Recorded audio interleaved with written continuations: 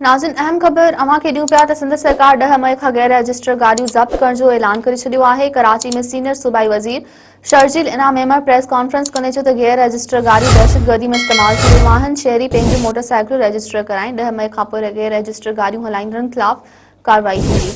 शर्जील मेमर चयो त सॼी सिंध में मंशियात ख़िलाफ़ क्रैक डाउन जारी आहे। 1.5 महीने में 1322 केस दाख़िल करे 1505 माण्हुनि खे गिरफ़्तार कियो वियो। नौजवान नस्ल मंशियात जो आदी थी रहियो आहे। आइस जो नशो इंसान खे जानवर बणाए छॾे थो। ईंदड़ नस्ल खे मंशियात खां बचाइणो पवंदो।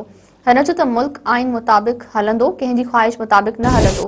पीटीआई इदारनि जे सरबराहनि ख़िलाफ़ मुहिम हलाई। अॼु ॿुधाइनि त उन्हनि जो पंहिंजो सरबराह किथे आहे। पीटीआई जिन इदारनि ख़िलाफ़ मुहिम हलाई, अॼु उन्हनि खे डील लाइ मिंथू कढी रही आहे। नाज़रीन, असां अवांखे हिकु भेरो ॿीहर अहम ख़बर पिया ॾियूं त सिंध सरकार 10 मई खां गैर रजिस्टर गाॾियूं ज़ब्त करण जो ऐलान करे छॾियो आहे। कराची में सीनियर सूबाई वज़ीर शर्जील इनाम मेमर प्रेस कॉन्फ्रेंस कंदे चयो आहे त गैर रजिस्टर गाॾियूं दहशतगर्दी में इस्तेमाल थी रहियूं आहिनि। शहरी पंहिंजूं मोटरसाइकिलूं रजिस्टर कराइनि। 10 मई खां पोइ गैर रजिस्टर गाॾियूं हलाईंदड़नि ख़िलाफ़ कार्रवाई थींदी।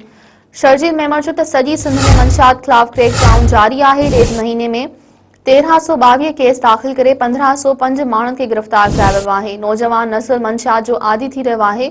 आइस जो नशो इंसान खे जानवर बणाए छॾे थो। ईंदड़ नस्ल खे मंशियात खां बचाइणो पवंदो।